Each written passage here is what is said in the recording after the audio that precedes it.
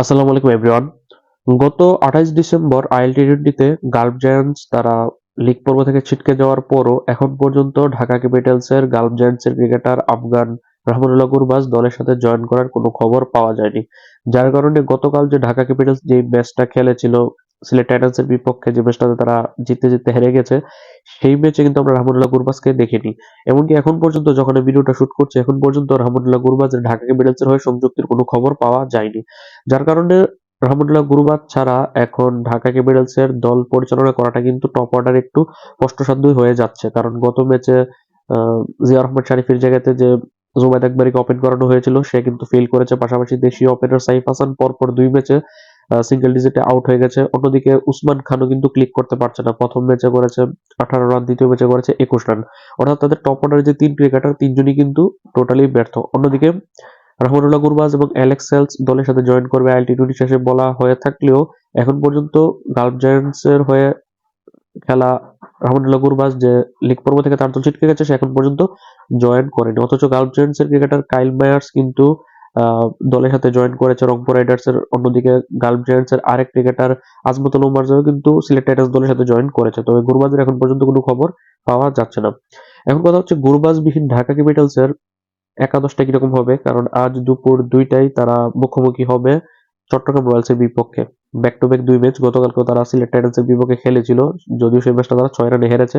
তাদের প্রথম ম্যাচে তারা রাজশাহী ওয়ারিয়র্সকে 5 উইকেটের বড় ব্যবধানে হারিয়েছিল। এখন কথা হচ্ছে এই তাদের তৃতীয় ম্যাচে ঢাকা ক্যাপিটালসের একাদশটা কিরকম হবে। এখন গত ম্যাচে আমরা দেখেছি 2টা পরিবর্তন হয়েছে, আব্দুল আল মামুনের জায়গাতে তাসকিন আহমেদ এবং জুবায়েদ আকবর এসেছিল জিয়া রহমান শরীফের জায়গাতে।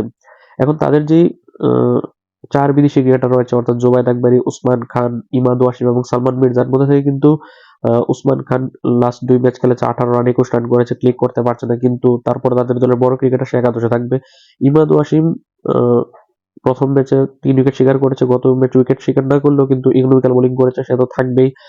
সালমান মির্জা গত ম্যাচে অনেক বেশি এক্সপেন্সিভ হয়েছে, 46 রান দিয়ে 2টা উইকেট শিকার করেছে, তারপরও সালমান মির্জা একাদশে থাকবে।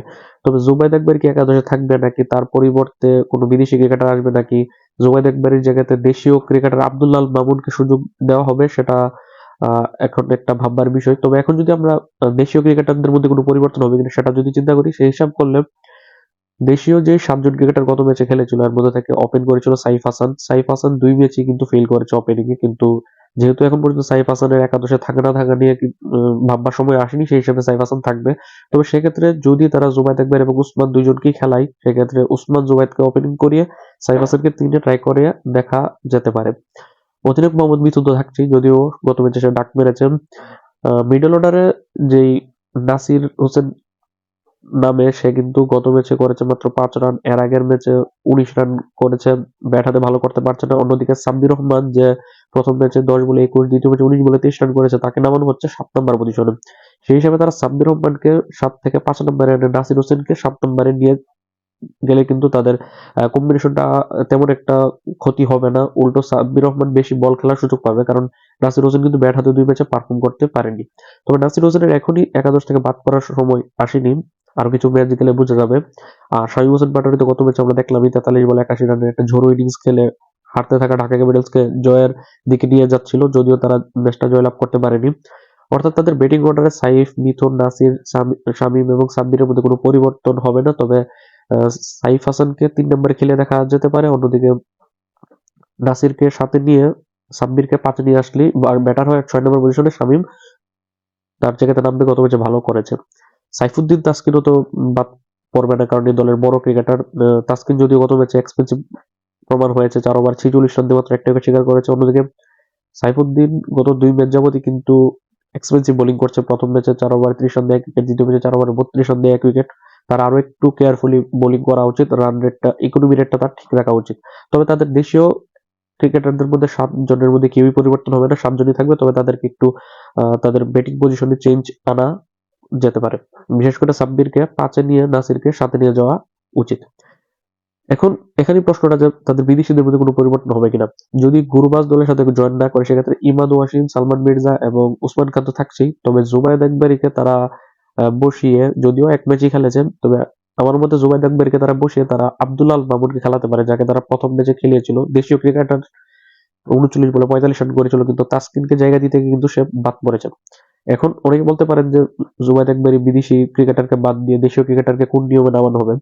বিপিএল এর যে রুল বুক, সেই রুল বুকস অনুযায়ী দুইজন বিদেশি ক্রিকেটার কমপক্ষে একাদশে খেলাতে হবে এবং সর্বোচ্চ 4 জন খেলানো যাবে। সেই হিসাব করলে যেহেতু জুবায়ের আকবরী এত বড় একটা নাম না, অন্যদিকে আব্দুল আল মামুন দেশীয় ক্রিকেটার, ইনফর্ম ক্রিকেটার, সে বাদ পড়েছে, সেই হিসাব করে তারা কিন্তু 3 জন বিদেশিও খেলাতে পারে চাইলে। ইমাদ, তারপর উসমান এবং সালমান মির্জাকে খেলিয়ে তারা চতুর্থ বিদেশি না খেলে সেখানে কিন্তু আব্দুল আল মামুনকে একাদশে তারা রাখতে পারে। সেই হিসাবে সাইফ উসমানকে ওপেন করে 3 নম্বরে তারা আব্দুল আল মামুনকে খেলালে বাকি পজিশন গুলো 4 নম্বরে মোহাম্মদ মিথুন, 5-এ সাব্বির, 6-এ শামীম পাটোয়ারি, 7-এ নাসিরুদ্দিনকে নামিয়ে 8-এ ইমাদ, 9-এ সাইফুদ্দিন, 10-11-তে তাসকিন এবং সালমান মির্জা নামবে। আপনাদের কাছে কি মনে হয় যে 4 বিদেশি, যেহেতু গুরবাজ এখন পর্যন্ত আসেনি, সেই হিসাব করলে জুবায়ের আকবরীকে বসিয়ে কি দেশীয় টপ অর্ডার ব্যাটসম্যান আব্দুল আল মামুনকে খেলানো উচিত কিনা, নাকি জুবায়ের আকবরীকে রাখা উচিত? তবে আব্দুল আল মামুনকে খেলালে কিন্তু একটা দেশীয় একটা ক্রিকেটারের কিন্তু একটা সুযোগ কিন্তু বেড়ে গেল। অন্যদিকে দেশীয় ক্রিকেটারদের মধ্যে আপনি কি কোনো পরিবর্তন দেখছেন কিনা সেটা অবশ্যই কমেন্টে জানাবেন। এমনকি চট্টগ্রাম রয়্যালস এবং ঢাকা ক্যাপিটালস ম্যাচে কোন দল জয়লাভ করবে সেটাও কমেন্টে জানাবেন। আল্লাহ হাফেজ।